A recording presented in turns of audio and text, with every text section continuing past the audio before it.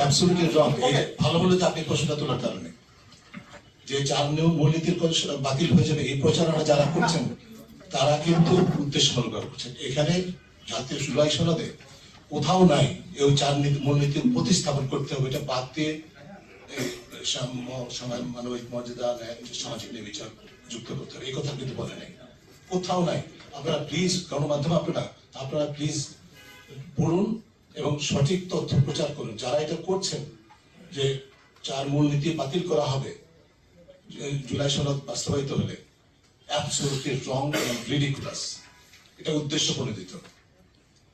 তাহলে জুলাই সনদের 4 number third please sir 2 number July সনদের 4 নাম্বার যেটা সেটা সম্পর্কে বলবেন স্যার প্লিজ। কোনটা 4 নম্বর কি? জুলাই সনদের 4 নাম্বার আপনি বিষয়টা তো মুখস্থ নাই, 4 নাম্বারটা মুখস্থ। সেটা বলা হয়েছে যে সংবিধানের 7-এর ক এর খ এবং গ বাতিল হবে।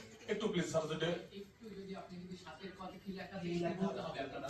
আমরা কিন্তু আপনি কিন্তু সংবিধান আপনিও কিন্তু মুখস্থ নাই, আপনি কিন্তু বলছেন, আপনি কনটেক্সটটা বলতে হবে। একটু প্লিজ বের করে দেখেন আপনার কাছে আমাদের প্রশ্নটা করার আগে এটা করা হবে না।